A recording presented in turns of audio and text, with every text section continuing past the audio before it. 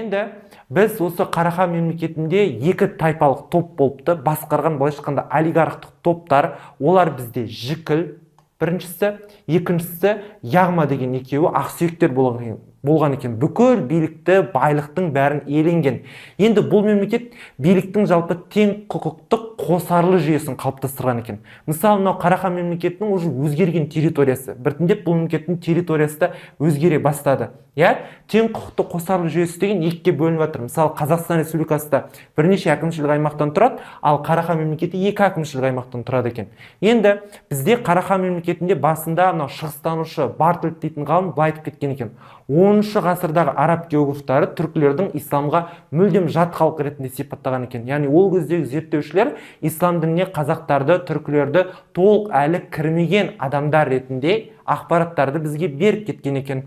Енді 960 деген мен ерекше жылды көрсетіп қояйын. Дәл осы жылы Мұса Боғра хан ислам дінін мемлекеттік дін деп жариялады.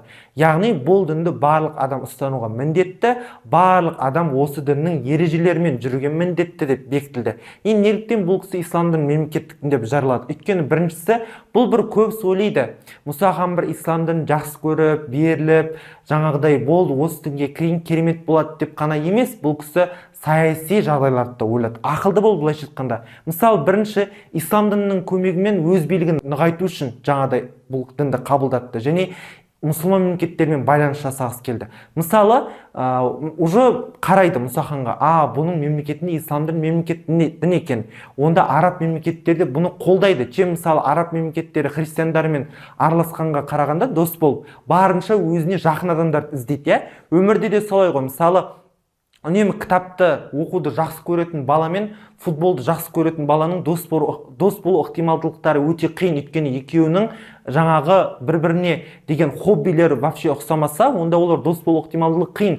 Тура сол секілді мына жерде де ислам дінін қабылдағаны үшін өзге мемлекеттермен бұл мұсылман санатын мемлекеттермен дос болды Қарахан мемлекеті. Және мұсылмандар қоныстанған кейбір аумақтарды бұл өзіне қосып алғысы келді. Тіпті территорияны да бұл кісі үлкейткісі келді. Яғни Мұса Боғра хан осы себепті ең алғаш жалпы осы қазақ жерінде, түркі әлемінде ислам дінін мемлекеттік дін деп жариялаған осы Мұса хан болып есептеледі екен 960 жылы.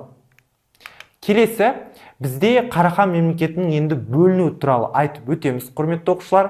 1210 жылы Шығыс Қарахан мемлекетін өкінішке орай наймандар талқылады. Наймандар деп атаймыз. Екінші, 1212 жылы Батыс Қарахан әулетін сол кезеңдегі Хорезм шахы, яғни Хорезм мемлекетінің басшысы Мұхаммед деген кісі Батыс Қарахан мемлекетінің соңғы билеушісін өлтіріп, осылайша Қарахан мемлекетінің тарихы аяқталған екен.